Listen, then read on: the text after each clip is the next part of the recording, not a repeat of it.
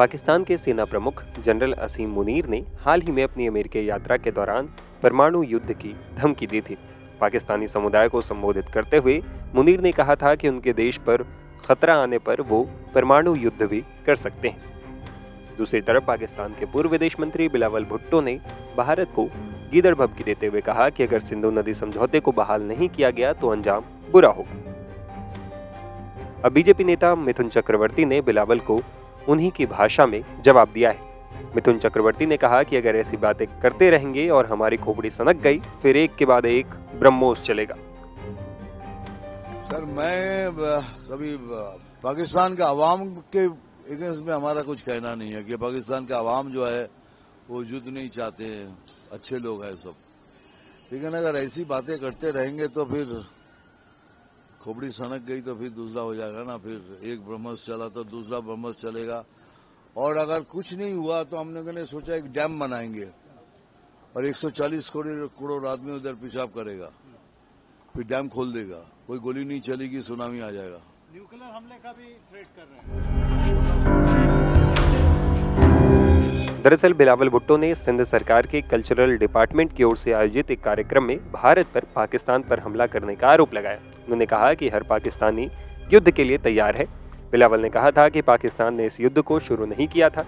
पाकिस्तान के प्रतिनिधि दुनिया भर में गए, हमने शांति की बात की, लेकिन भारत ने युद्ध की बात की। लेकिन अब जब युद्ध शुरू हो गया है तो इस जमीन से मोदी सरकार को बताना चाहते हैं कि हम पीछे नहीं हटेंगे, हम झुकेंगे नहीं। और अगर आप सिंधु पर इस तरह का हमला कर रहे हो तो पाकिस्तान के हर प्रांत के लोग आपका सामना करने को तैयार हैं और इस युद्ध में यकीनन आपकी हार होगी। इससे पहले पाकिस्तान के आर्मी चीफ आसिम मुनीर ने अमेरिका के दौरे के दौरान भारत के खिलाफ न्यूक्लियर हमले की धमकी दी थी।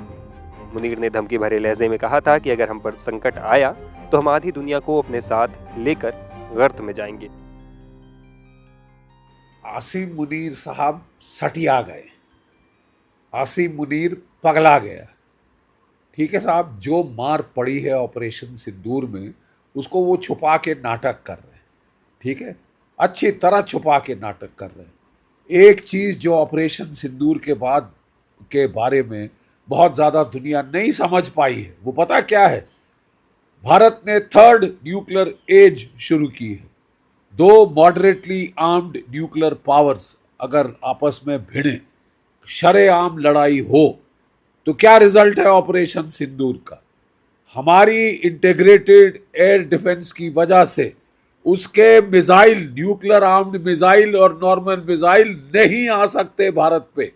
100% 3 फायर किए थे, 3 के 3 गिरा दिए।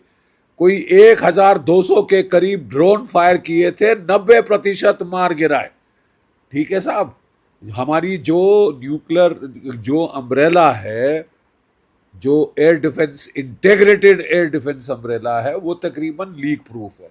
और हम केवल रक्षात्मक पे नहीं सीमित रहते, हमने आगे बढ़ के जहां से उसके 4 एयर बेसिस से उसके फाइटर विद बॉम्ब्स उड़ सकते थे, जकोबाबाद, रहीम यार खान, सरगोदा, हमने उनके परखच्चे उड़ा दिए सर। जो रहीम यार खान की एयर स्ट्रिप अभी तक चालू नहीं हुई, जहां उनके स्टोर्ड थे न्यूक्लियर बॉम्ब्स, ठीक है, वो थे आपके चगाई और किराना हिल्स में, उनको ठोका है। उनके जो द्वार पे इलेक्ट्रिक मोटर्स लगी थी सीमेंट कंक्रीट के गेट खोलने के लिए, उनका ठोक दिया है।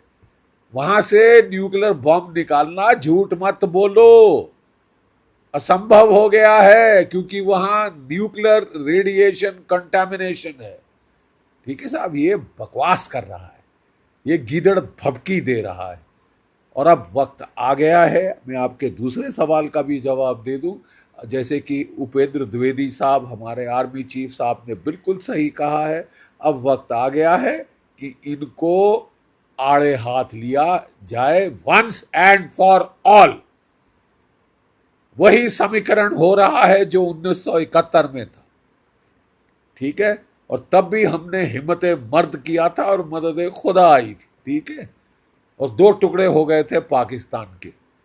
ये तो एक सर में दर्द है, एक माइग्रेन है इंटरनेशनल।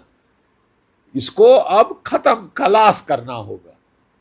ठीक है साहब, अब टाइम आ गया है कि जो हमारा लिमिटेड वॉर की तरफ आउटलुक है उसमें केवल 2 रिस्ट्रिक्शन रह जानी चाहिए कि न्यूक्लियर वॉर, न्यूक्लियर वेपन, हम हथियार इस्तेमाल नहीं होने देंगे और हम पूरा लड़ेंगे, पुरजोर लड़ेंगे। लिमिटेड वॉर जो होगी will be limited only in time and non use of nuclear weapons. ठीक है साहब, ये वक्त आ गया है। आसिम मुनीर अपने सर पे बुला रहे हैं। जब सियार की मौत आती है तो वो शहर की तरफ भागता है। ये समझता है इसको जैसे कि पाकिस्तान ने सोचा था 1971 में इसको अमेरिका बचा लेगा, चीन बचा लेगा। ना अमेरिका बचा पाया ना चीन। ठीक है साहब, ना अमेरिका बचा पाया ना चीन। ये आदमी, ये शख्स अपनी पर्सनल एम्बिशन के लिए, ये इसने फील्ड मार्शल बनने के लिए, जो एयरफोर्स का चीफ था पाकिस्तान का, इससे सीनियर था, उस पर सीनियरिटी पाने के लिए इसने दुम मरोड़ी है शहबाज शरीफ की कि बना दो मेरे को फील्ड मार्शल, क्योंकि साहब फील्ड मार्शल की रैंक में जाके मैं डोनाल्ड ट्रंप से मिल सकता हूं। डोनाल्ड ट्रंप ने शहबाज शरीफ को नहीं बुलाया, इसको बुलाया है। कैसी सरकार है ये साहब कि जिसका जो मुलाजिम है उसको बुलाता है पाकिस्तान का फील्ड मार्शल को बुलाता है डोनाल्ड ट्रंप, उनके प्रधानमंत्री को नहीं बुलाता, उनके प्रेसिडेंट को नहीं बुलाता, क्योंकि वो मुखौटे हैं। इसने साबित किया है, इसने बेइज्जती की है अपनी सरकार की। ये व्यक्तिगत इसने करने के लिए ऑपरेशन सिंदूर चलवाया को इसने शुरू कराया था। ठीक है, अपने लाभ के लिए ये कितने लोगों को मरवा देना चाहता है। और अब कह रहा है कि मैं आधी दुनिया खत्म कर दूंगा। अबे आधी दुनिया खत्म, 170 है तेरे पास न्यूक्लियर वेपन्स, हाँ 170 न्यूक्लियर बॉम्ब्स है तेरे पास, आर्सेनल जो है उनमें से ज्यादातर सब किलोटन है। सब किलोटन मतलब 1.5 पौए 2 पौए के बॉम्ब, जो कि आप जो थे आपने इस्तेमाल रखे थे कि साहब अगर भारत जो है कोल्ड स्टार्ट करे, टैंकों से हमला करे तो मैं टैंकों पे चला के थोड़ा रोकने की कोशिश करूँ। ठीक है साहब, हमारे पास जो बॉम्ब्स हैं 180 हैं जनाब, ज़्यादा है 180 से, और वो सारे के सारे 10 किलोटन के ऊपर वाले हैं। 50 किलोटन और उससे ज़्यादा के भी बॉम्ब्स हमारे पास है।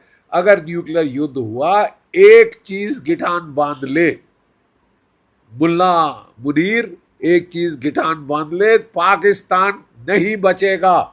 अगले 700 साल वहां पे अनाज नहीं उगेगा। 1/5 है भारत के साइज का। अपना पूरा न्यूक्लियर आर्सेनल भी फायर कर दे तो कुछ नहीं कर सकता हिंदुस्तान का।